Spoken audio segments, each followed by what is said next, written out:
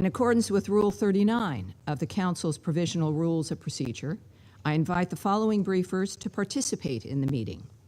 Mr. Adedeji Ibo, Director and Deputy to the High Representative for Disarmament Affairs, Mr. Andrew Moore, Regional Director at the Halo Trust, and Mr. Lenny Phillips, Senior Research Fellow at the Royal United Services Institute. It is so decided.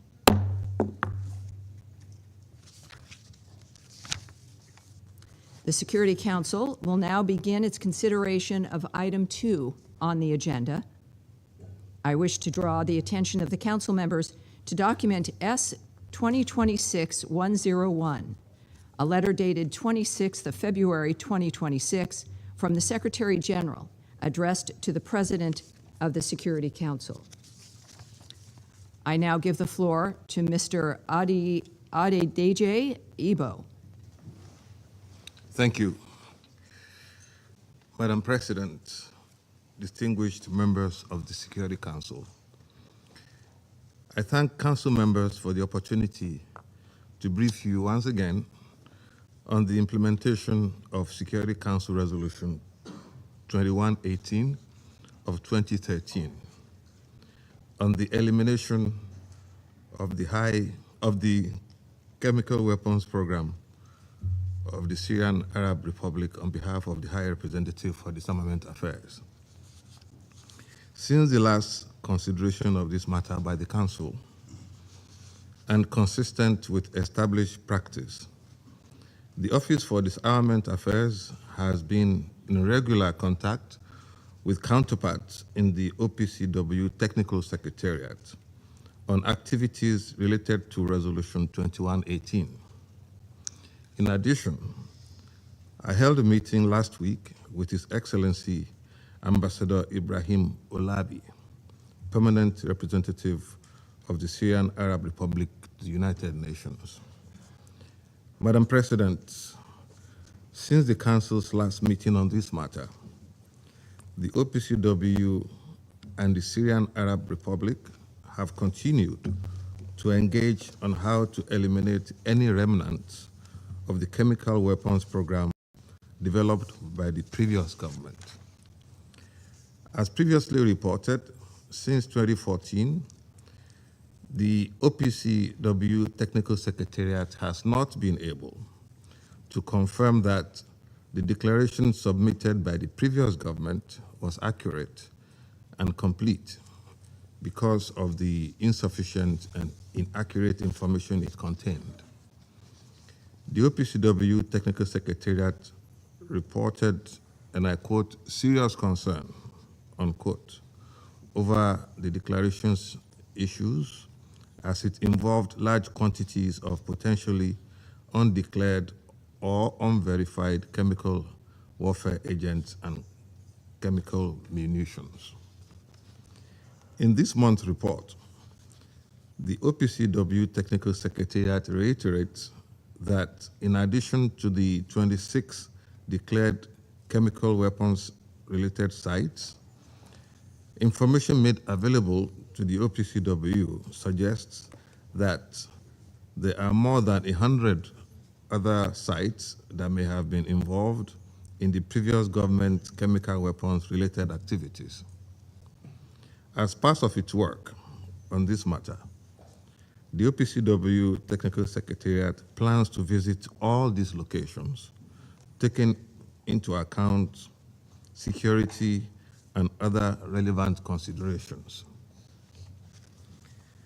The new government of Syria has been working with the OPCW Technical Secretariat to obtain clarifications on the full extent and scope of the program developed by the previous government and to ensure Syria's long-term compliance with the Chemical Weapons Convention. Given the significant challenges to overcome in these efforts, I welcome the continued progress that has been made since the Council's last meeting. Madam President, since March 2025, More than 20 locations have been visited.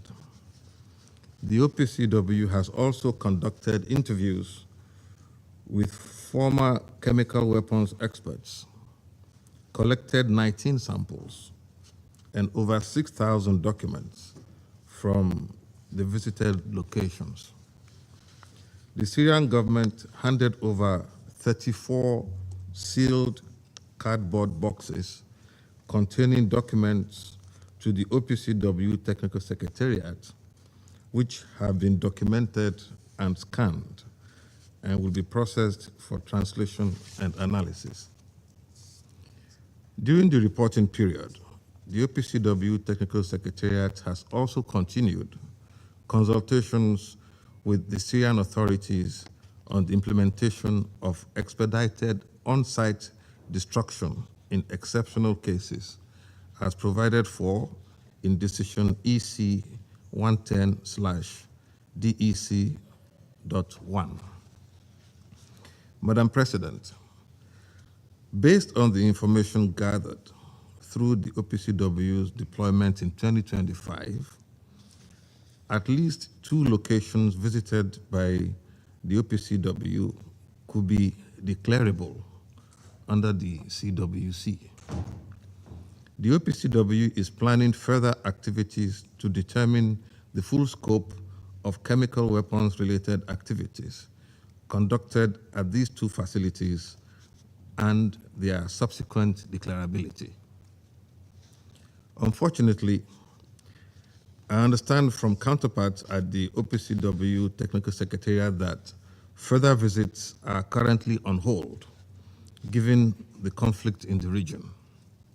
However, the OPCW teams continue to conduct interviews and review documents until the security situation becomes more permissive. Madam President, as noted in the report,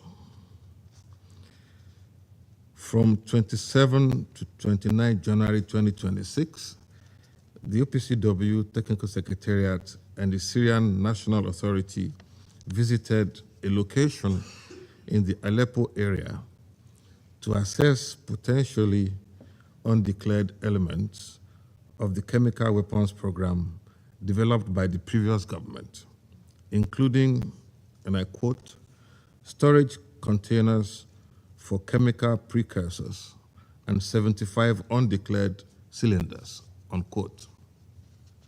Upon arrival at the location, the OPCW Technical Secretariat observed over a dozen large volume containers, from which the OPCW team collected 8 samples for further analysis.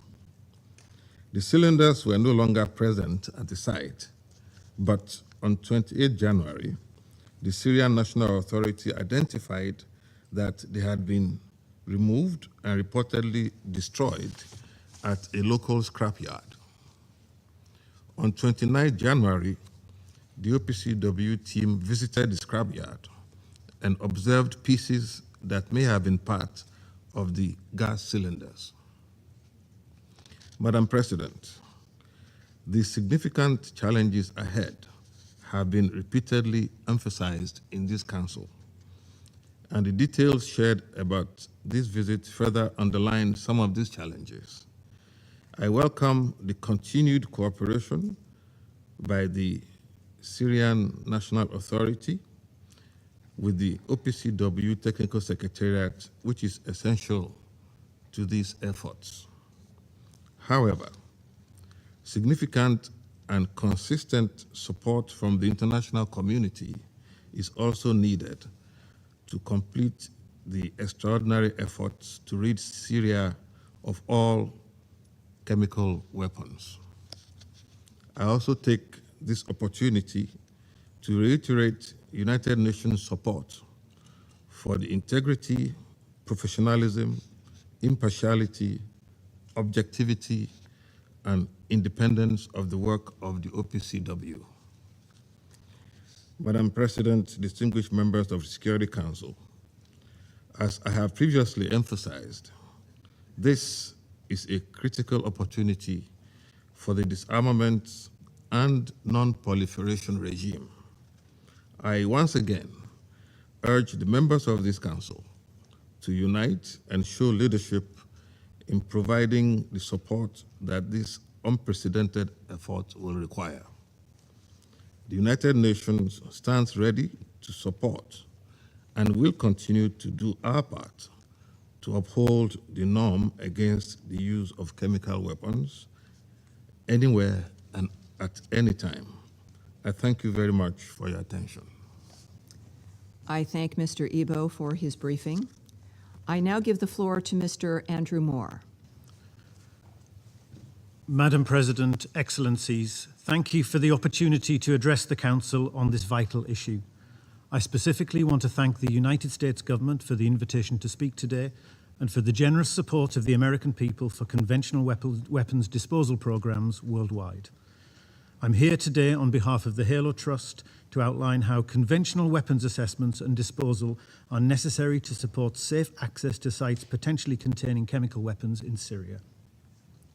At the outset, I underscore HALO's view that the Syrian government is committed to removing and destroying all chemical weapons threats in the country in a timely and transparent way, and to removing the obstacles to this process. The HALO Trust stands ready to support it alongside international partners. The remnants of chemical weapons in Syria cannot be assessed and destroyed unless OPCW inspection teams can safely access and traverse weapon storage sites that have been previously bombed and are likely awash with deadly unexploded conventional ordnance. Addressing explosive contamination is only one of several impediments to accessing these sites of interest, but with the right support and investment, it is an easy and practical impediment to remove. To fulfill these goals, 3 conditions must be met.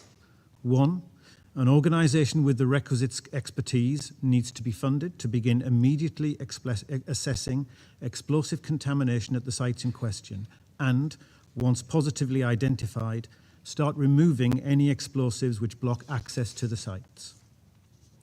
2, a capacity building project with the newly formed Syrian National Mine Action Centre, NMAC, needs to be established to build, train and mentor Syrian national teams in the range of capabilities needed to carry forward this work.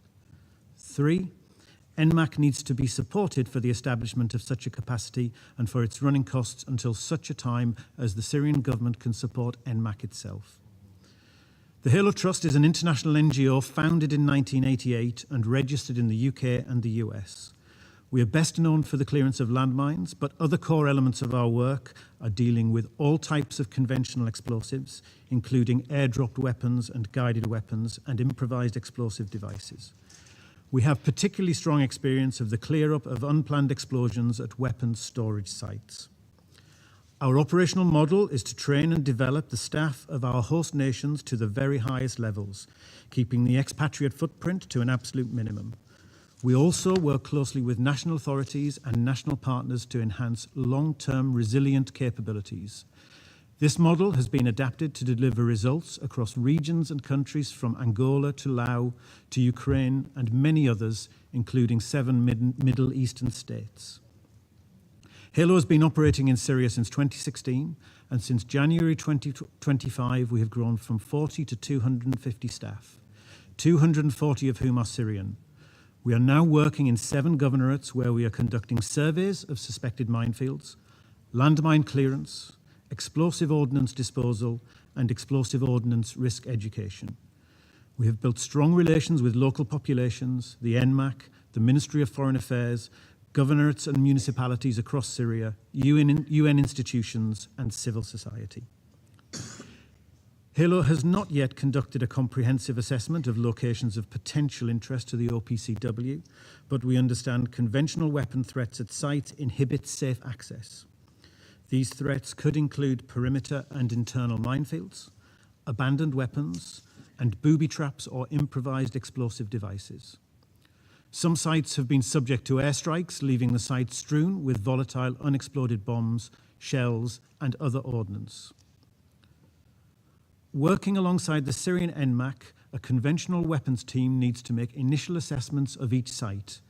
Depending on the threats assessed, a number of response options could be deployed, including explosive ordnance disposal, or EOD, landmine clearance, high-risk search, improvised explosive device disposal, or teams with armoured machines to clear safe paths through sites that have been bombed. To ensure the safety of everyone involved, the explosive disposal capacity will need strong coordination and integration with all stakeholders, including NMAC, chemical weapons specialists and inspectors, medical and decontamination teams, the logistics support capacity, and local hospitals. While support from international organisations will be needed at the outset, the Syrian government is committed to developing its national capabilities to perform the vital work of explosive disposal itself. A 2-year capacity building project can fulfil this goal, providing training and mentorship to the highest internationally recognised standards. HALO is discussing with the Syrian Ministry of Foreign Affairs and NMAC a memorandum of understanding to govern this work. Further, in developing this capability to international standards and enabling safe access to sites of interest for chemical weapons with an international partner, such as HALO, this work provides an entry point for Syria and the international community to jointly build confidence in the security sector. All of this costs money, but the likely return on these investments is high, both in terms of facilitating the destruction of any remaining chemical weapon stores and in building the capacity of the Syrian government to meet ongoing explosive needs.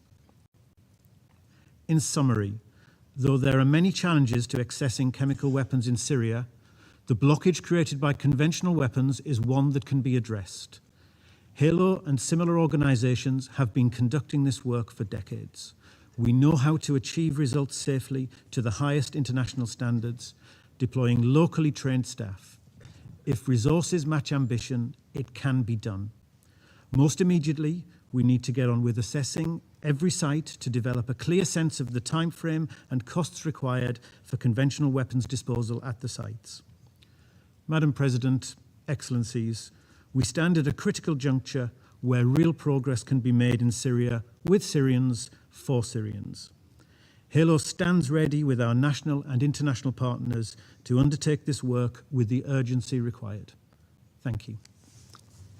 I thank Mr. Moore for his briefing, and I now give the floor to Mr. Lenny Phillips.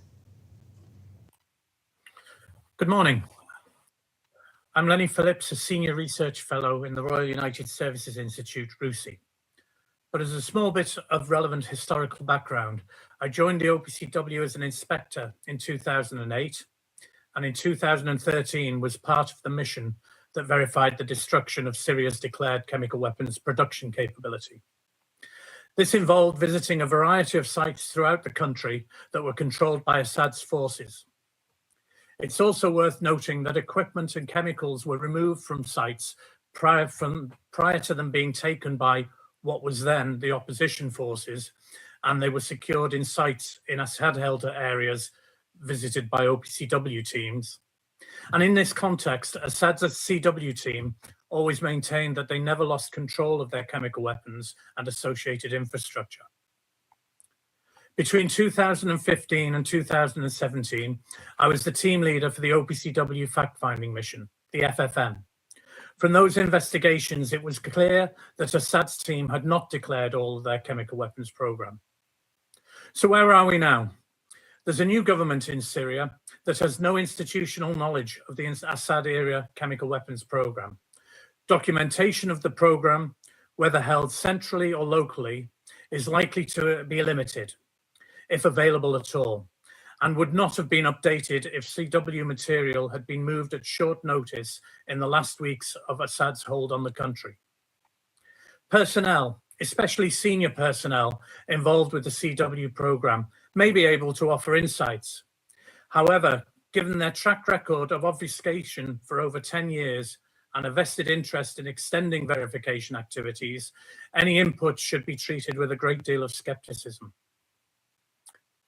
Once potential sites have been located, they need to be visited and assessed for their relevance to the CWC. Intact sites present their own hazards, such as mines, explosives, remnants of war, booby traps, contamination, etc. And we've just heard about that from Andrew. Sites that have been damaged by attacks are likely to have all these hazards mixed up in rubble, making access, never mind verification, very difficult. Once identified, the Technical Secretariat, the TS, need to visit relevant facilities and commence verification activities as soon as is practical, given the potential difficulties in providing long-term security for all facilities. The chemical weapons themselves need to be relocated to consolidation areas while they await destruction. Weapons that can't be moved need to be verifiably destroyed in line with EC 110 Decision 1, the expedited on-site destruction of any remnants of chemical weapons in the Syrian Arab Republic. The facilities themselves would then need to be verifiably destroyed. Processes and equipment for destruction of the chemical weapons need to be designed, procured, and operated, with ultimate verification of that destruction. This in itself is not straightforward, given that the identity of the chemicals and their quantities are currently unknown. So what is needed? What has been very apparent is that the responsibility for declaring the Assad-era chemical weapons has been taken very seriously by the new government, trying to operate in very difficult circumstances, and circumstances not just related to chemical weapons. This is not a case of throw some money at it and the problem will get solved. This is about giving Syria the capability and capacity to locate and destroy the former CW program in a verifiable manner, while maintaining the capability to update declarations and implement destruction in future, should further chemical weapons be found, for example, in a cave near a former storage facility. There are countries with intelligence on the former CW program who could share relevant information on the location of sites and thus aid the process of identifying relevant sites. The infrastructure is such that Syria is unlikely to be able to design and construct destruction facilities themselves. There are several states parties with experience in destruction, including some that have not destroyed or dismantled their destruction processes, and could make relevant equipment available, along with training and expertise in operation. There are companies that can provide training to be able to identify toxic environments, operate in them, take samples and analyze them, while building capacity for self-sufficiency for those occasions when undeclared chemical weapons are discovered somewhere in the country. There are people who are able to work alongside Syrians, to visit facilities, help differentiate between chemical and conventional weapons, understand verification requirements, and make judgments on the most suitable destruction technology. I could go on, but those requirements are best heard from Syria themselves. It's hard to look at where we are now without a nod to the past. In the Northern Hemisphere, we're at the start of spring. Spring is often hailed as an era of regrowth, warmer and lengthening days, a resurgence after what are often cold and dismal winters. In former opposition-held areas of Syria, spring marked the start of chemical weapons season. This was when weather conditions often favored the deployment and heightened the impact of chemical weapons. There are many people who lost family members to, have had their physical health impacted by, and are still traumatized by the use of chemical weapons, whether this be chlorine, sarin, or other chemicals. These people will never get back what they lost, but they do deserve justice. They deserve justice and accountability, not just for themselves, but also to send a message that the use of chemical weapons is unacceptable and that perpetrators of use will be held accountable. The Geneva Protocol was adopted over 100 years ago, based on the horrors of the use of chemical warfare agents in the trenches of World War I. Instead of adhering to this protocol, we seem to have moved away from using chemical weapons only on troops, and by lack of accountability, have now found it acceptable to use chemical weapons on civilians. In my opinion, this is why we need to get rid of the Assad-era chemical weapons, not so much because it's a requirement of the Chemical Weapons Convention, but so we can concentrate on accountability and send a message that the use of chemical weapons is indeed prohibited, and if you use them, one day you will also be held accountable. Thank you very much for your time. I thank Mr. Phillips for his briefing. I shall now make a statement in my capacity as the representative of the United States. Thank you to our briefers for their representations today. The United States welcomes the continued progress made by the Syrian government and the OPCW towards locating and destroying any remnants of the Assad regime's chemical weapons program. We welcome Syria's efforts to provide the OPCW access to relevant sites and are encouraged by the spirit of cooperation between them. We urge the Syrians to redouble their efforts as they turn the page of this dark chapter of Syria's history. We also remind all member states of the need to support both the OPCW and Syria so they can operate effectively and safely on the ground. The United States is proud to be working alongside Syria and 6 other partner nations in the Syria-led Destruction Planning Group. This group was established to support Syria's chemical weapons destruction effort, strengthen Syrian national capacities, and mobilize technical and operational support for this mission. We also welcome the release of the 5th report by the OPCW Investigation and Identification Team on events of October 1st, 2016 in Kafir Zita. This is a significant milestone as it is the first report produced by the IIT since the Syrian government granted full and unfettered access to its territory. We hope this report will aid Syria and other efforts to identify and eventually hold to account those responsible for the use of chemical weapons against the Syrian people. In this regard, we also welcome the efforts of the Syrian National Commission on Transitional Justice to investigate the use of chemical weapons as part of its broader effort to uncover the truth about atrocities perpetuated by the Assad regime. Taken together, these actions represent real progress toward achieving the aims and obligations set out in Security Council Resolution 2118. Finally, we welcome the Security Council ISIL, Daesh, and Al-Qaeda Sanctioned Committee's decision to remove Hayat al-Tahrir al-Sham from the sanctions regime, which, together with other recent sanctions relief, should further enable member states to provide counter-CW assistance to Syria. Finding, securing, declaring, and verifiably destroying any remnants of the Assad regime's chemical weapons program is no easy task and is therefore costly. The United States echoes the calls by the OPCW Director General and the Technical Secretariat for voluntary monetary and in-kind contributions to its Syrian mission.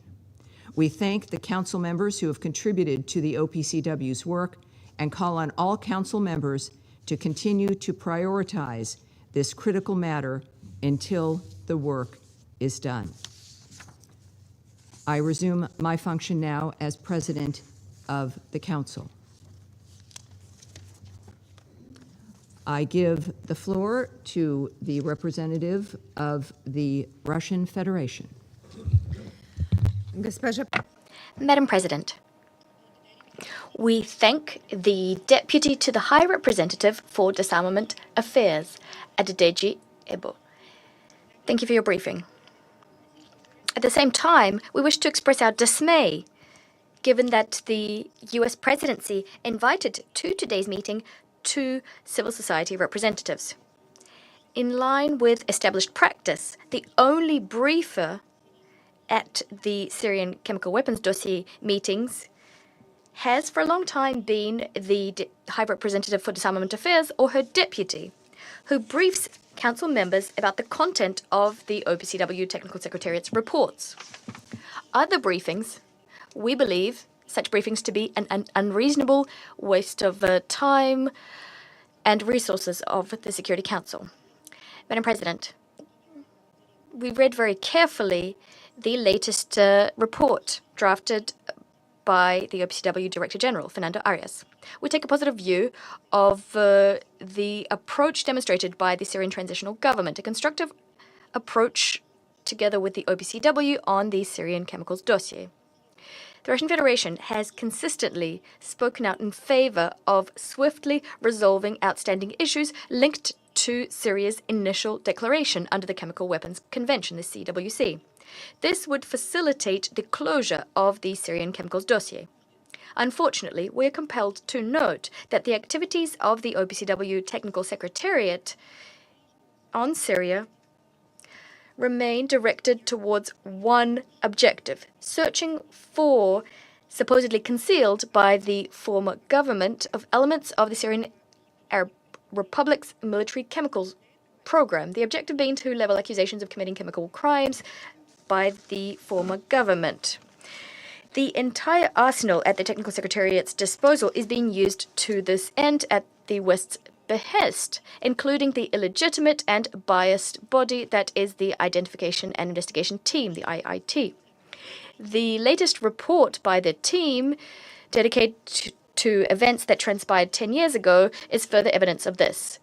The thrust of the cumbersome 84-page document, which colleagues will surely heap praise on later today, is the following.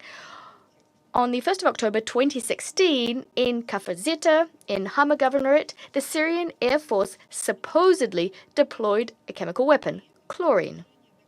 And yet the report's contents are reminiscent of a B-grade action movie. The cylinder containing chlorine fell from the sky and shattered upon impact. The gas that was released went into the ventilation shafts, and as a result, civilians died. Now, if you consider the technical facts in the report carefully, a lot of questions arise. The IIT's conclusions are based on the outcomes of technical expertise of a chlorine cylinder purportedly found in Kafr Zita by the FFM, the fact-finding mission. Now, this expertise was conducted in violation of the chain of custody principle.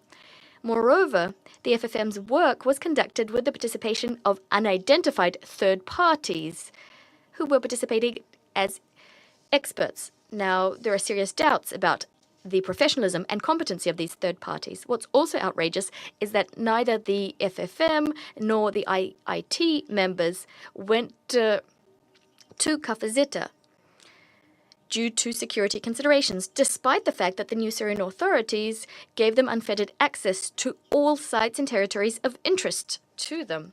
We note that Mr. Arias's reports over the last few months have been full of headline numbers, taking stock of the Assad government's wrongdoings, which supposedly concealed critical information about the Syrian chemical program, military chemical program. Yet, aside from the figures, the Technical Secretariat is giving us neither testimonies nor evidence, which would provide information about the allegations being leveled.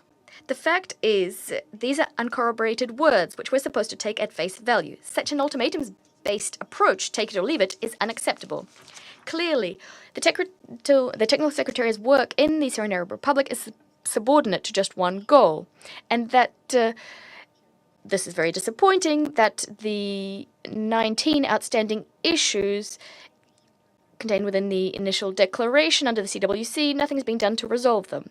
Rather, there's a tireless search for evidence of a secret chemicals program to which we see conclusions about the chemical crimes of the former authorities being added. In light of the above, we call on the OPCW Technical Secretariat to act professionally. An inability by the OPCW to do its job properly, as well as the principled unwillingness of the OPCW's Technical Secretariat's leadership to fix their methodology, remain the key problem. A problem hampering the objectives of Security Council Resolution 2118 being achieved. Until these challenges are tackled, it will not be possible to turn over this page in Syria's history. I thank you. I thank the representative of the Russian Federation for the statement. I now give the floor to the representative of the United Kingdom. Thank you, President. And my thanks to Director Ebo, Mr. Moore, and Mr. Phillips for their insightful and highly relevant briefings. and I welcome the participation of the representatives of the Syrian Arab Republic and Turkey in our meeting today. The United Kingdom remains resolute in its commitment to eradicating the threat posed by chemical weapons in Syria. We welcome the 22nd January publication of the 5th Organisation for the Prohibition of Chemical Weapons Investigation and Identification Team report. The report concluded that there are reasonable grounds to believe that the Syrian Arab Air Force, under the former Assad regime, carried out the chlorine attack on Kafr Zeta on 1st of October 2016, injuring at least 35 people.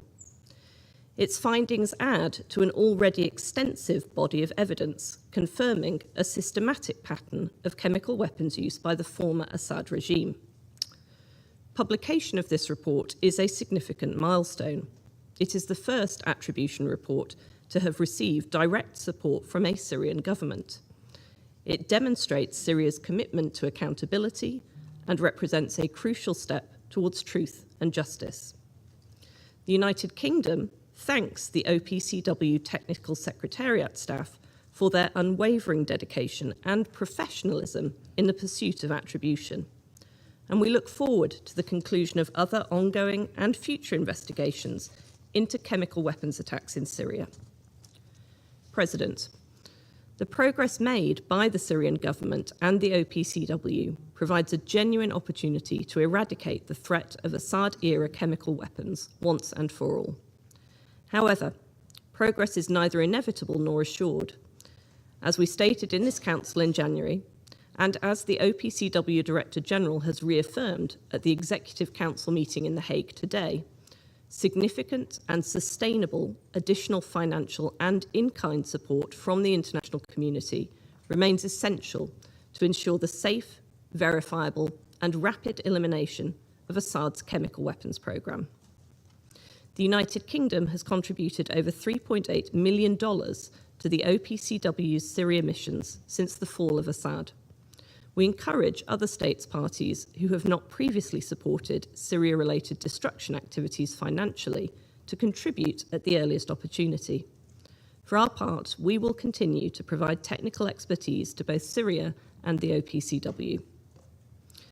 Colleagues, let us not squander this window of opportunity. Together, we can support Syria and the OPCW to make further progress to eliminate Assad's chemical weapons program and help to ensure those responsible for chemical weapons use are held to account. I thank you. I thank the representative from the United Kingdom for the statement, and I now give the floor to the representative of Liberia. Thank you, Madam President. I have the honor to deliver this statement on behalf of the A3 members, namely the Democratic Republic of the Congo, Somalia, and my own country, Liberia. We thank the Deputy High Representative for Disarmament Affairs for his briefing, and we have listened carefully to Mr. Moore's and Mr. Phillips' remarks. We welcome the participation of the permanent representative of the Syrian Arab Republic in today's meeting. Madam President, at the outset, the A3 reiterates its unwavering commitment to Syria's sovereignty, political independence, unity, and territorial integrity. The A3 reaffirms our commitment to the full implementation of the Chemical Weapons Convention and reiterates its unequivocal condemnation of the use of chemical weapons anywhere, by anyone, and under any circumstance. Upholding this principle is therefore not merely a legal obligation, it is a moral imperative. We further underscore that accountability, cooperation, and verification remain indispensable to upholding the Convention's integrity. Against this backdrop, the A3 wishes to highlight the following. First, we note the Secretary General's letter transmitting the 149th monthly report of the Director General of the OPCW, which reflects continued technical progress and engagement between the Syrian government and the Technical Secretariat. We welcome the continued organization of activities through the Office of Special Missions and the reestablishment of a continuous OPCW mission presence in the Syrian Arab Republic since October of 2025. These developments, alongside the reestablished national authority and the appointment of a new permanent representative to the OPCW, demonstrate a constructive framework for sustained cooperation shown by the Syrian government at this critical juncture. Second, the A3 welcomes the successful deployment conducted during the reporting period, specifically the visit to the Aleppo area from 27th to 29th January 2026 to assess storage containers and cylinders. We further acknowledge the Syrian government's cooperation in handling over 34 boxes of documentation in Damascus on 15th January 2026. This collection of over 6,000 documents and the ongoing analysis of samples and witness interviews represent indispensable steps toward building international trust and providing necessary clarifications on the Syrian chemical weapons program. Third, while progress is important, clarity remains essential. The A3 supports the ongoing work of the Technical Secretariat to address the remaining outstanding issues, including those involving potentially undeclared chemical warfare agents and munitions. However, we note with concern the reports regarding the disappearance and reported destruction of undeclared cylinders in the Aleppo area. We encourage the Syrian government to provide the results of its ongoing investigation to the Secretariat to ensure all verification requirements are indeed met. Fourth, the A3 recognizes the importance of the needs and gaps assessment prepared by the Secretariat. Therefore, the work of the OPC Technical Secretariat must continue to receive the support it requires. The A3 urges the international community to ensure that the Secretariat has both the financial and technical resources necessary to carry out its mandate effectively. Madam President, while we are encouraged by the technical progress, we remain concerned by the broader security environment. The A3 underlines that sustainable progress requires the full and sustained cooperation between the Syrian government and the OPCW. Adequate international funding and technical resources and the prevention of chemical weapons or related materials from falling into the hands of criminals or terrorist groups cannot be downplayed.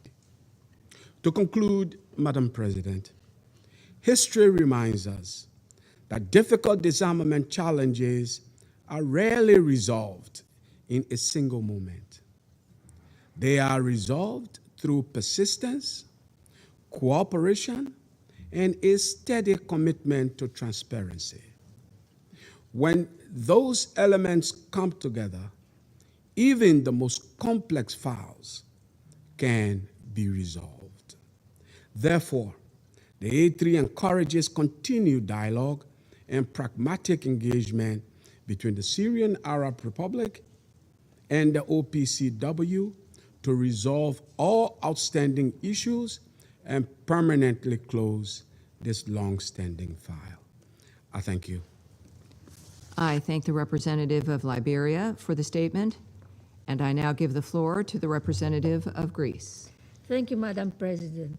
At the outset, I would like to thank the Deputy High Representative for Disarmament Affairs, Mr. Ebo, for his briefing, as well as Mr. Moore and Mr. Phillips for their remarks. I also welcome the participation of the permanent representatives of the Syrian Arab Republic and Turkey to this meeting. As a fundamental principle, Greece strongly condemns the use of chemical weapons by anyone, anywhere, at any time, and under any circumstances. It constitutes a grave violation of international law and may amount to war crimes and crimes against humanity. While the entire Middle East region is facing complex challenges and multiple crises, we reiterate our aspiration that the ongoing political transition in Syria will contribute to the resolution of the chemical weapons file, which remains a legacy and a consequence of the prolonged conflict. In this regard, I wish to highlight 3 points. First, my country commends the ongoing constructive cooperation between the OPCW Technical Secretariat and the Syrian Transitional Authorities with a view to dismantling the Assad-era chemical weapons program, as well as to Syria fulfilling its obligations under the Chemical Weapons Convention. We commend Syria for having reinitiated the regular monthly report, and we welcome the submission of 4 monthly national reports covering the period 15 of August 2025 to 15 of January 2026. However, we note with concern the recent handling of 75 cylinders of Category 3 chemical weapons in the Aleppo region. We regret that the Secretariat received neither prior notification nor any subsequent information regarding the reported removal and destruction of these cylinders. Greece has taken note of the measures taken by Syria in response and encourages the Syrian National Authority to complete inquiries into the matter as soon as possible and share the information with the Secretariat and the state parties. In addition, we repeat our call to Syrian National Authority to work closely with the OPCW Technical Secretariat in order to resolve the 19 remaining outstanding issues in Syria's initial declaration. Second, we took note of the 5th OPCW investigation and identification team report of the 21st of January 2026, which found the Syrian Arab Air Force responsible for a chemical weapons attack in Kafr Seita on the 1st of October 2016. We pay tribute to the OPCW investigation and identification team for its thorough and professional work. It is now time to hold those responsible accountable and provide justice for the victims. Third, Greece remains committed to supporting the OPCW, including through its capacity as a member of the Executive Council, as well as through its pledge for a financial contribution to the OPCW Trust Fund for Syria missions, with a view to ensuring a full accountability for those responsible for these heinous crimes in Syria. Moreover, we are working closely with the competent Syrian authorities with a view to provide further assistance, in particular training for the enhancement of the means and resources of Syria in order to implement its obligations from the Convention. Madam President, to conclude, we reiterate our full support to the sovereignty, unity, and territorial integrity of Syria, as well as to a fully inclusive Syrian-led and Syrian-owned political transition. in the spirit of UN Security Council Resolution 2254, and call for the unity of the Council into upholding Resolution 2118 and the international norm against any use of chemical weapons. I thank you. I thank the representative of Greece for the statement. I now give the floor to the representative of Latvia. Thank you, Madam President. Let me begin by thanking Director and Deputy to the High Representative for Disarmament Affairs, Mr. Ebo, for his informative briefing, and also Director General of the OPCW for the report. And let me thank the invited briefers, Mr. Moore and Mr. Phillips, for their contributions. And I welcome the participation of the representatives of the Syrian Arab Republic and Turkey to this meeting. Madam President, chemical weapons as prohibited weapons of mass destruction under international law pose a grave threat and real danger to international peace and security. And recent repeated violations of the Chemical Weapons Convention therefore reinforce the importance of safeguarding the norm against their use anywhere. In January of this year, the OPCW published the fifth report of the investigation and identification team, which concluded that there are reasonable grounds to believe that on 1st October 2016, the Syrian Arab Air Force used chlorine gas. We also acknowledge and appreciate Syria's cooperation with the OPCW to conclude this investigation. The findings of this report are deeply disturbing, but it is crucial that evidence of their use has seen the light of day. It is proof that accountability prevails and the facts will be revealed. The use of chemical weapons is completely unacceptable anywhere, at any time, and by anyone. We must ensure that the taboo on the use of chemical weapons remains in force and that such cases are investigated promptly and thoroughly and perpetrators are identified and held to account. Madam President, we must also undertake all efforts to swiftly identify and eliminate all remnants of chemical weapons in Syria, thereby upholding international norms and preventing diversion of chemical weapons-related materials to terrorists and other malign actors. The recent situation in the Aleppo area, where the Technical Secretariat team and officials from the Syrian National Authority discovered that a dozen large-volume storage containers for chemical precursors have been emptied and 75 undeclared cylinders of potential chemical components had disappeared or were said to be destroyed, is a matter of concern. The work done by the Technical Secretariat in Syria is crucial, and robust cooperation with the new Syrian authorities has been key. And we encourage both sides to maintain and strengthen their constructive cooperation, including for identifying and investigating the potential sites. And we are pleased to see the ongoing political and economic reforms in the country and hope that they will contribute to fostering greater technical capabilities in addressing the threat of chemical weapons. And it is clear that due to secretive and complex nature of the Assad's regime's chemical weapons program, regional and international financial and technical support is needed to assist the OPCW and the new Syrian authorities in achieving their elimination. Madam President, in conclusion, let me reiterate Latvia's appreciation for the good work of the OPCW and its Technical Secretariat, as well as for the good faith cooperation of the new Syrian authorities as we strive towards Syria free of chemical weaponry. I thank you. I thank the representative of Latvia for the statement. I give the floor now to the representative of Bahrain. Madam President, at the outset, I would like to thank Mr. Adijiebo for his briefing before the members of the Security Council on the latest monthly report on the implementation of Security Council Resolution 2118. I also welcome the participation of the permanent representative of the Syrian Arab Republic and the representative of Turkey, and I welcome the remaining briefers in today's meeting. Madam President, we are participating in today's meeting as the Middle East continues to face grave challenges, notably the wanton Iranian aggression, the unjustified aggression against my country, the Kingdom of Bahrain, and a number of GCC countries and Arab countries through missile attacks against civilian cities in Bahrain, including Sitra and our capital, Manama. These have resulted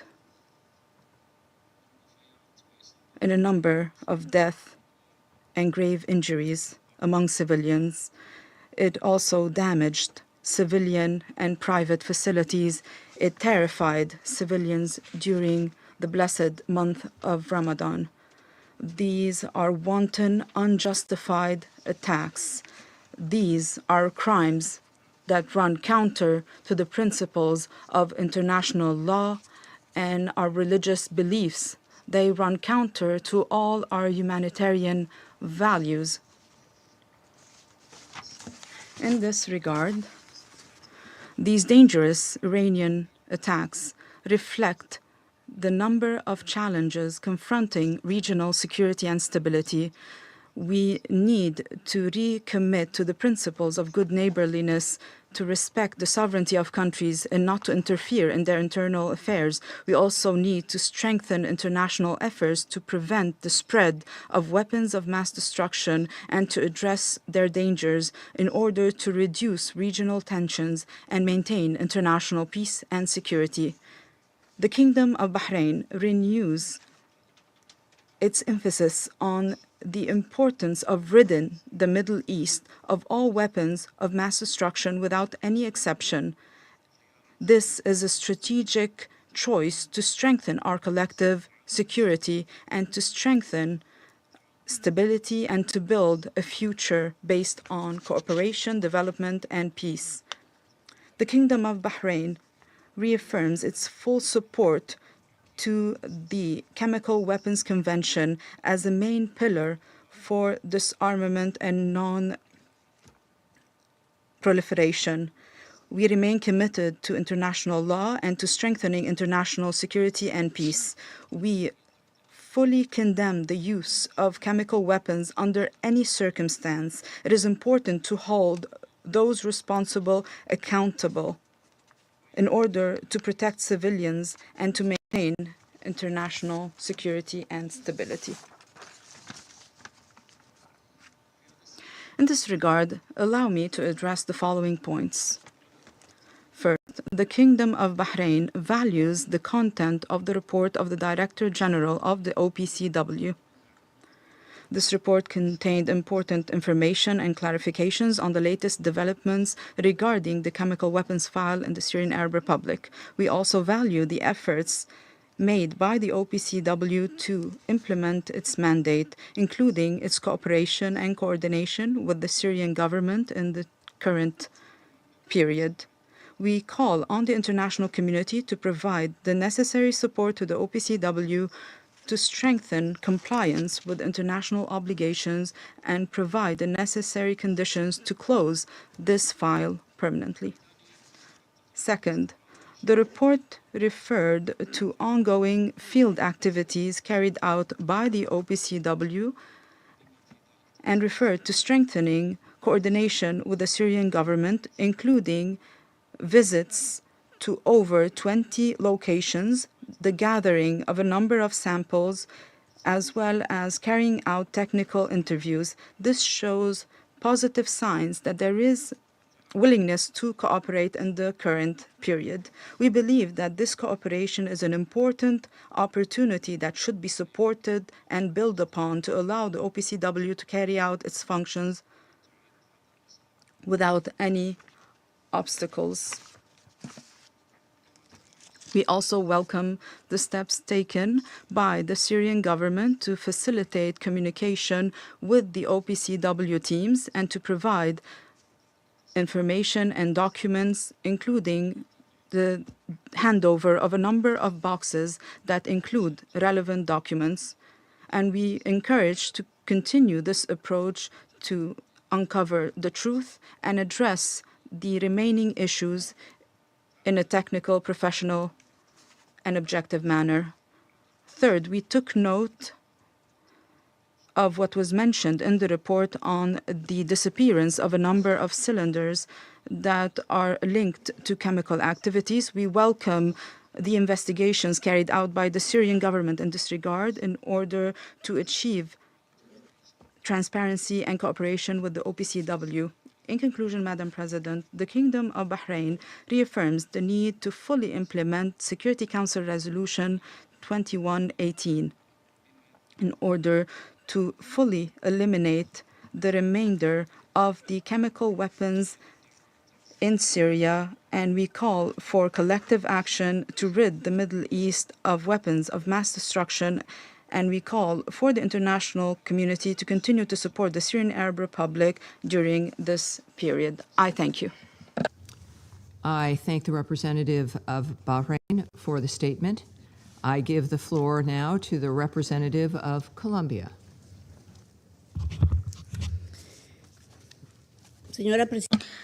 Madam President, I thank the United States as President of the Security Council for this month for convening this meeting. Moreover, I thank the Deputy to the High Representative for Disarmament Affairs, Mr. Adejebi Ebo, and I thank the other briefers that honour us with their participation. We reiterate our unequivocal repudiation of the use of chemical weapons by any state, organisation or individual, this under any circumstances and to any end. Moreover, we reiterate our recognition for the technical, transparent and impartial work of the Organisation for the Prohibition of Chemical Weapons, the OPCW. The organisation's work remains crucial in order to uphold both the Convention and the international disarmament and non-proliferation regime. Madam President, in light of the above and the information received, we wish to highlight 3 points. First, the value of the technical findings and the need to place victims and survivors at the heart of all efforts. We have taken note of the submission of the most recent monthly reports of the OPCW and of the submission of the 5th report from the Investigation and Identification Team. We've noted the conclusions of all of those documents. With that in mind, we express our concern at the results that the report bring to light and the conclusion that there is sufficient grounds to believe that indeed chemical weapons were used on Syrian territory. Consequently, we appeal for efforts to be made to ensure that the information contained in the report be used as material which, together with political will, can contribute to guaranteeing effective access to justice and to moving towards ensuring the accountability of those believed to be responsible for the use of such weapons. Impunity does not only prolong victim suffering, rather it also constitutes an obstacle for peace building. Our second point.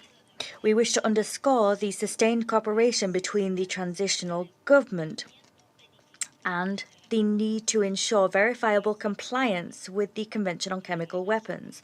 My delegation recognizes the cooperation and the assistance that the transitional government has provided to the activities of the OPCW. This is reflected in the report submitted. Maintaining and broadening this cooperation will be of paramount importance in order to ensure full clarification regarding the scope of the chemical weapons program and in order to ensure Syria's sustained compliance with its international obligations. Colombia values the submission of reports by the Syrian authorities. We welcome that move, and we urge the government to continue with necessary actions to respond comprehensively, transparently, and in a timely fashion to the documentation and information requests made by the competent bodies. My third point is this. we must ensure the preservation of evidence, the integrity of relevant sites, and there is a need to move towards the definitive resolution of outstanding issues. Colombia notes with concern the fact that the latest monthly report reiterates that operational limitations remain. These could jeopardize both the preservation of evidence and the integrity of both declared and suspected sites. In view of the current regional context marked by military actions and by volatile security conditions, safeguarding these sites is more crucial now than ever before. Moreover, information reported by OPCW indicates that outstanding issues remain regarding possibly significant quantities of chemical munitions and agents which have not yet been declared or verified. Consequently, we reiterate our appeal for the adoption without delay of measures aimed at adequately protecting these sites and measures aimed at preventing the loss or tampering with evidence. It is only in that way that we will be able to preserve the conditions necessary to verifiably resolve matters which continue to require clarification, and it's only in that way that we will be able to move towards the definitive resolution of outstanding issues. Madam President, to conclude, Colombia reiterates its support for the renewed cooperation between the transitional government and relevant organizations in the multilateral arena. Actions liable to lead to the verifiable and lasting closure of this file can make a tangible contribution to both security and stability. Colombia has remained consistent within this chamber in its appeals to avoid all. Moreover, or rather consequently, in a key period for Syria, a country seeking to move towards peace in a context marked by violence and the proliferation of conflicts, no effort aimed at guaranteeing justice, accountability, and the respect for international law can be dismissed as too small. Thank you. I thank the representative of Colombia for the statement. I now give the floor to the representative of Pakistan. Thank you very much, Madam President. I thank Mr. Ibo, Director and Deputy High Representative for Disarmament Affairs, for the briefing. We also take note of the remarks by Mr. Moore and Mr. Phillips. Pakistan attaches great importance to the Chemical Weapons Convention as a pillar of the global disarmament regime.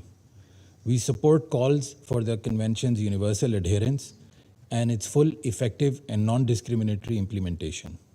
Pakistan reiterates its firm opposition to the use of chemical weapons by anyone, anywhere, and under any circumstances. We strongly support Syria's unity, sovereignty, and territorial integrity. Important opportunities have come up in Syria to advance reconciliation, recovery, peace, and stability. It is imperative to turn these opportunities into concrete progress on the ground through inclusive political process, international engagement, and support. The security situation in Syria is seriously affected by foreign military occupation of parts of the country and airstrikes that also impact the OPCW's work. The risk of terrorism and presence of foreign terrorist fighters also pose a challenge to the country's security and affect the OPCW's verification activities. It is important to address these factors to enable a conducive environment for resolution of chemical weapons-related issues in Syria at the earliest. Madam President, Pakistan appreciates the commitment of the Syrian authorities to fully implement the CWC and lauds its cooperation to secure suspected chemical weapons sites and address outstanding issues, and welcomes the progress achieved thus far. The OPCW Technical Secretariat must continue to be enabled to carry out its independent verification to eliminate suspected chemical weapons in Syria and any risk of proliferation in compliance with the CWC.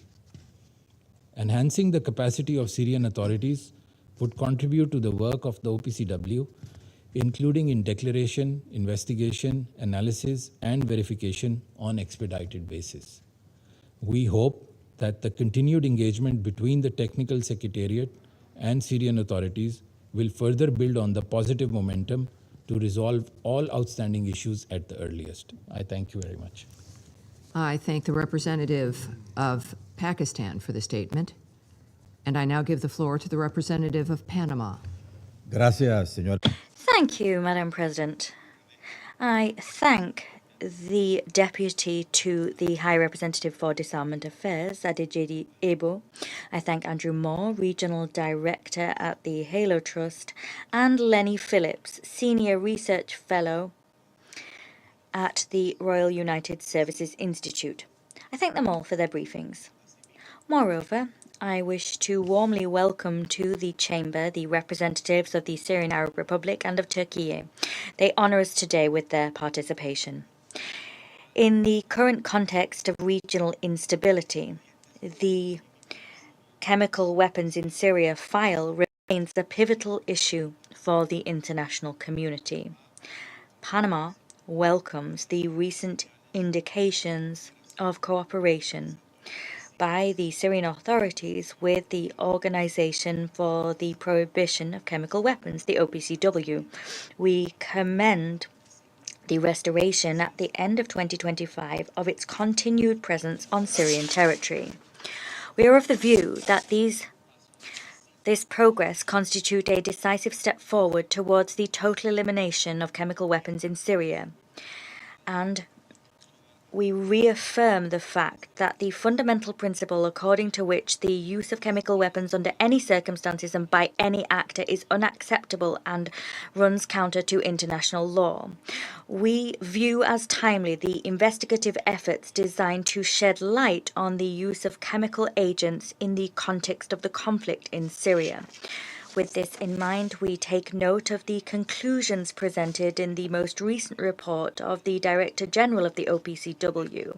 That report identifies reasonable grounds to have attributed to the Syrian Air Force, under the orders of the Al-Assad regime, an attack with chlorine, which occurred in 2016 in Kafr Zeta. This was an incident which is thought to have affected dozens of civilians. We are of the view that these technical and rigorous efforts are of crucial importance to guarantee that the use of chemical weapons neither continues nor goes unpunished. We must provide verifiable information to the justice system such that they can hold accountable those that use these weapons. The accountability is a vital pillar to strengthen the credibility of the international system for non-proliferation and the prohibition of chemical weapons. Accountability is also vital in order to reaffirm our collective commitment to protecting civilians. Elsewhere, the disappearance and presumed destruction of 75 undeclared cylinders in January of this year in the Aleppo region lays bare the need to bolster oversight mechanisms and to guarantee unfettered access to all relevant sites. Madam President, chemical disarmament is not solely a matter of technical compliance. It represents, first and foremost, above all, a collective responsibility in terms of defending international humanitarian law and upholding international security. Acting in accordance with that premise does not only protect the international community, rather it also recognizes the suffering that the Syrian people has endured during years of conflict and the commitment that that very same people has demonstrated towards moving towards peace and security. Panama reiterates the importance of strengthening cooperation, of facilitating full and timely access to information and experts and relevant sites, and the importance of guaranteeing both the human and financial resources necessary to complete this process irreversibly and once and for all. This in order to guarantee that the achievements garnered sustain over time and to ensure that the Syrian people are able to live free of the threat of chemical weapons. Thank you. I thank the representative of Panama for the statement. I now give the floor to the representative of Denmark. Thank you, Madam President. Let me also thank Mr. Ebo, Deputy to the High Representative, for his briefing, as well as Mr. Moore and Mr. Phillips for their valuable insights. I also welcome the representatives of the Syrian Arab Republic and Turkey to our meeting. In Syria, we have witnessed a positive development with the transitional government and the Syrian Democratic Forces reaching a comprehensive agreement in January. It is key to continue the ongoing implementation of this agreement, and we urge the parties to prioritize the peaceful integration of the Northeast as part of the political transition. Also, it's important to avoid the transition being undermined by wider regional tensions. Madam President, turning to the issue of chemical weapons in Syria. Denmark supports the effective and comprehensive closure of this file, while also securing accountability for the atrocious crimes committed by the Assad regime against the Syrian people. The task of destroying all remaining chemical weapons in Syria is already complex. With the continued presence and threat of Daesh and other terrorist groups in Syria, it grows even more important. Counter-proliferation efforts must therefore be prioritized, so no chemical weapons fall into the hands of terrorists. Madam President, Syria has identified challenges in the safe disposal of chemical agents and precursors, both lacking the means and relevant expertise. The OPCW's assistance is critical in this regard. We urge all actors to extend technical and financial assistance to Syria and the OPCW. We also call on Syria to ensure that all chemical agents and stockpiles are accounted for and safely stored until their eventual destruction. In line with Resolution 2118 and the Chemical Weapons Convention, all transportation and destruction of chemical weapons must be coordinated with the OPCW.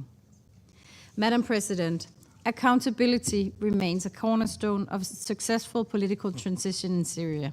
This also means accountability for those responsible for the use of chemical weapons.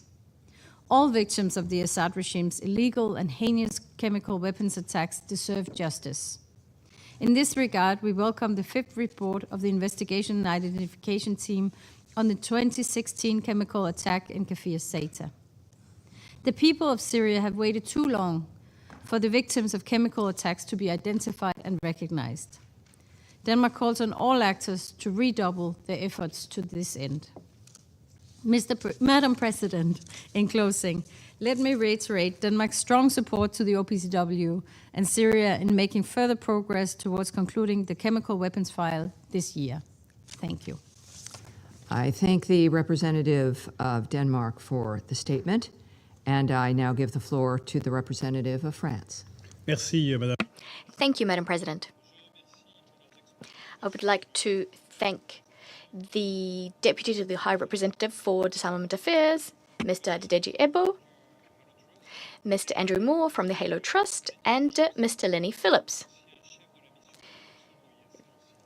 the former head of inspections in Syria for the OPCW. I also welcome the representative of Syria to our debate. We're meeting at a very serious juncture, a time when the Middle East is once again in need of peace. Just over a year ago, Syria committed itself to a political transition, the ambition being to become a factor, a driver of stability and peace in the regional environment. France fully supports the Syrian authorities as they undertake a peaceful political transition that is also inclusive and respects all of the groups that make up Syrian society, in keeping with the spirit of the principles enshrined in Security Council Resolution 2254. The complete and verifiable destruction of the chemical weapons program inherited from the Bashar al-Assad regime is a strategic stepping stone on the way to successfully undertaking the transition. The Bashar al-Assad regime had on numerous occasions used chemical weapons against its own population. A recent report tabled by the investigation team of the OPCW, and I'd like to highlight the OPCW's independence, neutrality, impartiality, and professionalism. Well, this report attributed responsibility to the Assad regime for a chemical weapons attack perpetrated in 2016 in Kafr Zita. The memory of the victims compels us to continue working tirelessly to eliminate chemical weapons and to combat impunity for the use thereof.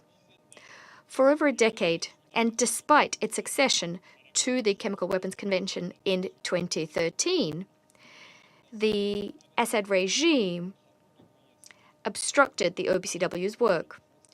Today, it's clear that the regime never declared all of the elements making up its chemical weapons program, something that it is obligated to do under the CWC, which it claimed to have adhered to. Today, there are dark spots as regards the exact scope of the program. Localizing and destroying all of the chemical weapons stockpiles are an absolute priority for the region's security and for preventing proliferation risks. The new Syrian authorities have decided to begin a new era, committing itself to fully cooperating with the OPCW. We applaud the progress made to date, including the multiple deployments by the OPCW team since 2025, the appointment by Syria of a new permanent representative to the OPCW, the adoption in October 2025 of an adoption by the Executive Council of the OPCW, a decision allowing for the expedited destruction on site of all of the remaining chemical weapons in Syria. This cooperation dynamic should continue to ensure, as soon as possible, the complete elimination of the Syrian chemical weapons program. Ongoing concrete progress will allow us to eventually restore Syria's rights and privileges as a states party to the CWC. These rights and privileges were suspended in 2021, ridding Syria of the remains of the Assad-era chemical weapons program, is an enormous task, as are Syria's needs and the needs of the OPCW to see this task through. The last report by the Director General of the OPCW shows that it's necessary to inspect over 100 sites, which were not declared by the previous regime, which could be involved in activities linked to chemical weapons. France, together with its partners, will support Syria in its efforts to accelerate the destruction of undeclared chemical stockpiles, to comply with its international commitments as swiftly as possible, and to free the region and Syria from the onerous legacy of the Assad-era chemicals program. Madam President, seeing through this Syrian chemical weapons elimination program means sending to the world three important messages, and this at a time of war and WMD arms control regime being called into question. First, the first message is that Syria is complying with its peace program and with the support of the international community. Second, the universal ban on chemical weapons remains a priority objective that is unshakable. Third, peace is a choice through which those who were subjected to might by right, to war, opt for reconciliation. I thank you. I thank the representative of France for the statement, and I now give the floor to the representative of China. Thank you, President. I thank Deputy to the High Representative, Mr. Abel, for his briefing.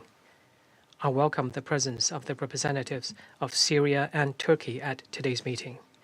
China takes note of the OPCW monthly report transmitted by the Secretary General to the Security Council.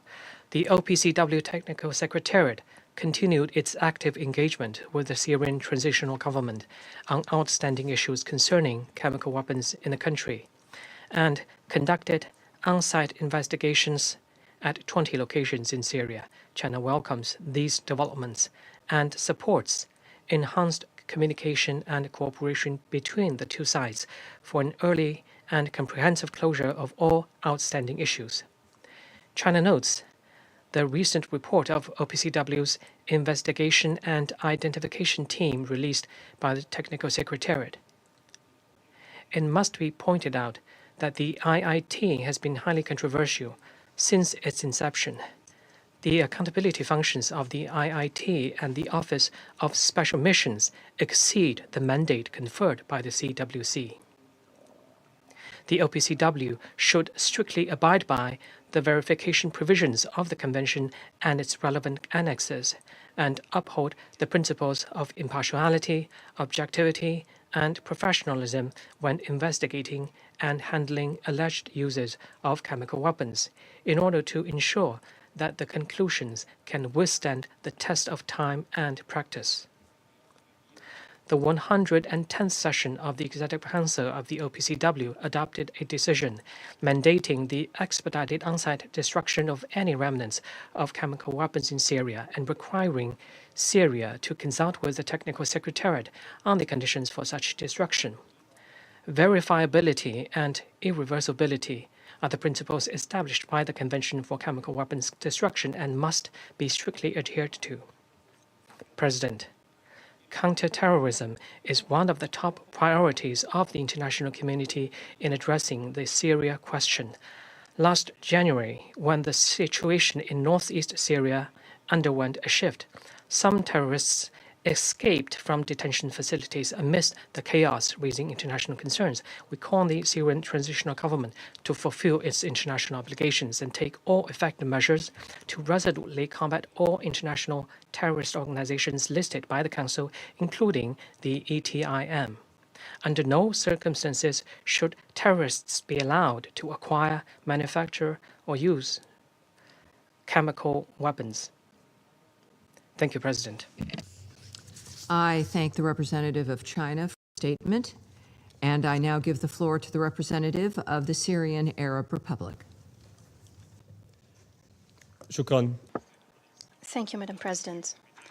I congratulate you and your friendly country on assuming the presidency of the Security Council for this month, and I wish you every success. I thank Mr. Ibo for his briefing and putting developments in their context, and I thank Mr. Moore for explaining the importance of international support regarding demining, and I thank Mr. Phillips for his efforts over the past years, especially for outlining the roadmap towards the future. And I would like to thank him for referring to spring, what spring means to the world and what spring means in Syria. Spring in the world means open air, means a light breeze. But in Syria, during these months, we had 2 chemical attacks in Syria. Our children had been suffocating, but the truth is not being suffocated and will not be suffocated. Madam President, Syria is committed to the Chemical Weapons Convention. This goes beyond merely a legal commitment. Considering our experience, we owe it to our people who were victims of chemical attacks, who endured immense pain. Now that these instruments are in the hands of the victims themselves, that commitment became a sacred pledge, an unwavering moral duty. As we attach utmost importance to achieving justice and preventing recurrence, Syria translated its commitment to the Convention into practical action.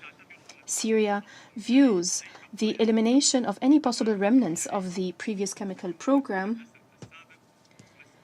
as a national responsibility, one that serves to safeguard the security and safety of all Syrians, first and foremost, and to enhance the security and stability of the region. Syria is shouldering this responsibility amid major and complex challenges that some colleagues have referred to, including security and operational difficulties, the secrecy that surrounded the former regime's chemical program, the absence of institutional memory, and the legacy of 14 years of war that led to economic exhaustion and institutional fragility affecting technical capacities and human resources. Madam President, despite all these challenges, Syria continues to cooperate with the Technical Secretariat of the OPCW. It has taken a series of practical measures to strengthen this cooperation, including the establishment of a national working group. As colleagues have mentioned, the Syrian National Authority has continued to submit its monthly reports, reflecting enhanced transparency and regular institutional and technical communication with the organization and compliance by Syria with decisions of the Executive Council. The key field developments in recent months may be summarized as follows. First, Syria facilitated visits to more than 25 suspected sites, including declared locations and others that might be linked to past activities. Environmental samples were collected during these visits, and numerous documents were reviewed. The Syrian government provided all necessary support and facilitations, including movement, security, and safety arrangements, especially as access to some sites required engineering surveys and demining operations, as Mr. Moore mentioned, before international teams could carry out their work. Second, Syria also enabled the Technical Secretariat to examine more than 10,000 original documents and official records. The Secretariat conducted interviews with 19 witnesses, including individuals who had been associated with the chemical program during the era of the former regime. Third, Syria continues to cooperate with OPCW teams in planning additional visits in the upcoming phase, including the assessment of priority sites and preparations for on-site destruction activities where conditions so require. Regarding accountability efforts, as you mentioned, the OPCW issued the fifth report of the investigation and identification team. It concluded that there are former regime's air forces were responsible for the chlorine attack that took place on the 1st October 2016 in Kafr Zeta in rural Hama, which caused injuries to 35 persons and harmed dozens others. The OPCW Director General welcomed the assistance provided by the Syrian government to the IIT, describing it as the first such cooperation since the fall of the former regime, and a significant milestone, as he put it, contributing meaningfully to the international accountability process. Syrian authorities continue their cooperation with the team to advance investigations and ensure that all those involved in chemical attacks against the Syrian people are held accountable. Madam President, in keeping with the principles of transparency and openness, the Syrian National Authority acted immediately when units of the Ministry of Defense discovered 75 old, empty cylinders suspected of having once contained toxic chemical substances at an abandoned military site. The authority took initiative and promptly informed the Technical Secretariat, expressed its readiness to provide all necessary facilitation for handling these cylinders, and clarified that it had already reported the existence of these empty, abandoned cylinders as part of its national declaration. Syria even proposed transferring several of these cylinders to the OPCW headquarters in The Hague to showcase the success story that is attributed to the transparency, openness, cooperation, and partnership between Syria and the organization. The Technical Secretariat, however, preferred at that time to wait for some time, citing safety and security reasons. Unfortunately, the delay, combined with a coordination lapse, led to the cylinders being removed by personnel responsible for clearing the site and taken to a blacksmith's workshop outside the original location, where they were dismantled and destroyed as scrap metal. Those who have carried out this activity had been exposed to significant health risks. Upon learning of this development, national authorities moved swiftly to contact the Technical Secretariat and to travel to the new location with the Secretariat team. It was confirmed that all cylinders were there, though dismantled, and all necessary safety and security precautions were taken. Syria affirms that it is dealing with this matter with utmost seriousness It has already provided the Technical Secretariat with essential information, including interviews with all individuals who dismantled the cylinders, with the commanding officers of the relevant military sites, as well as audio recordings and correspondence among those individuals. Samples were also collected from the site to which the empty dismantled cylinders had been transported. This incident demonstrates unequivocally the need for enhanced international support and capacity building to ensure rapid and effective handling of any information or materials that may be discovered. Any action must be prompt and rapid.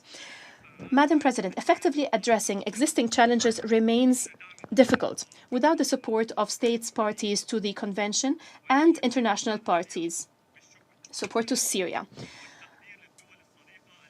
We would like to express our gratitude to the friendly countries that extended a helping hand to Syria from the very first moments after the fall of the former regime, assisting in dealing with its chemical legacy. We are pleased to announce that work is underway to frame this cooperation within a comprehensive coordination mechanism that will be announced soon here in New York. In conclusion, Madam President, distinguished colleagues, the chemical weapons file, which long preoccupied the world and this Council and sparked widespread outrage and condemnation over the crimes committed against the Syrian people. This file, which once stood as a symbol of global shock, has today ceased to be the epitome of a tragedy. It has become a space for cooperation and partnership, allowing us to address challenges and ensure the safety and security of Syrians and the region. This transformation, distinguished colleagues, embodies the spirit of the new Syria. In this same spirit,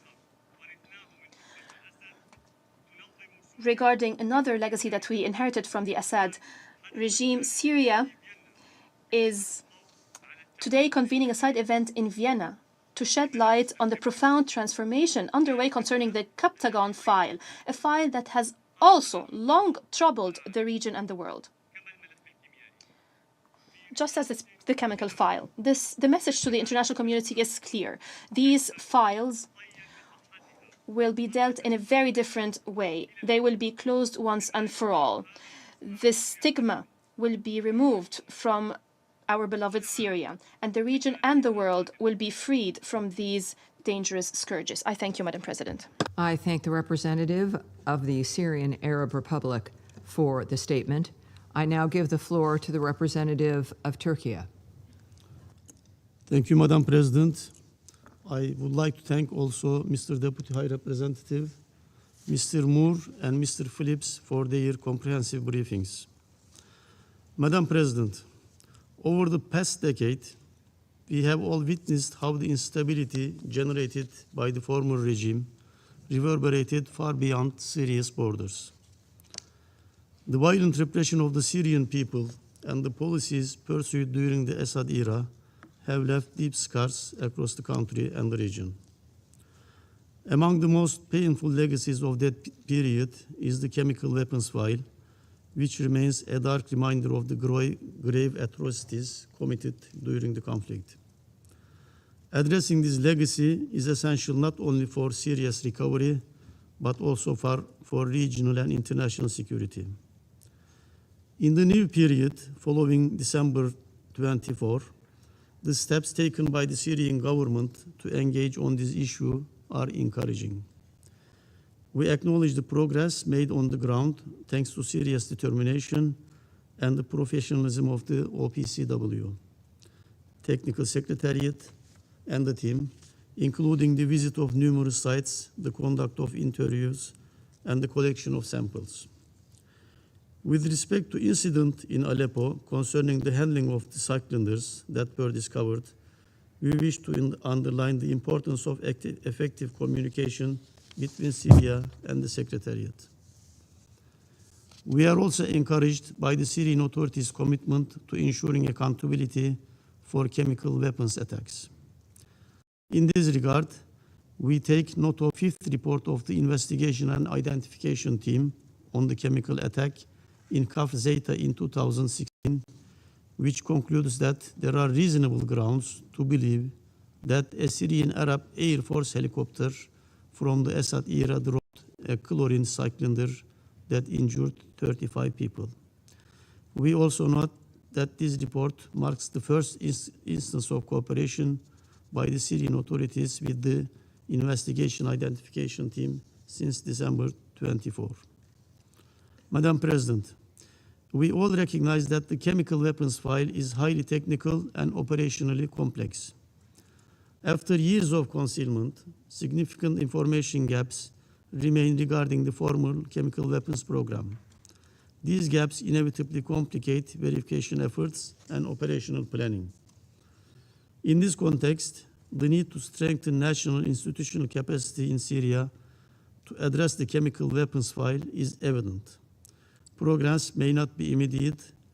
However, gradual, practical, and well-coordinated cooperation with Syria, aligned with the realities on the ground, can yield meaningful and sustainable results. Turkey remains committed to contributing Syrian-led international efforts aimed at strengthening preparedness and technical capacity to address chemical weapons-related challenges in line with OPCW standards. In this regard, we have recently hosted a technical workshop in Ankara, bringing Syrian authorities involved and a group of countries and their experts, as well as OPCW Secretariat, to identify capacity gaps and discuss destruction, whether deliberate or expedited. Madam President, the role of the OPCW in every stage remains important. We believe that a constructive and pragmatic approach will best serve our shared objective of achieving tangible progress on the ground. Engagement should therefore remain supportive, focused on practical outcomes, and on gradually strengthening institutional capacity. At the same time, we must ensure that the already challenging working conditions on the ground are not further undermined by unwarranted acts of aggression from certain countries that risk complicating ongoing efforts, namely Israel. In closing, Turkey reiterates its support for Syrian-led and Syrian-owned initiatives to identify, secure, declare, and destroy chemical weapons-related materials in cooperation with the OPCW and other relevant stakeholders. We also encourage all member states to support these efforts so that together we can advance toward our shared objective of a region free of chemical weapons. Thank you very much, Madam. I thank the representative of Turkey for this statement. And there are no more names inscribed on the list of speakers. The meeting is adjourned.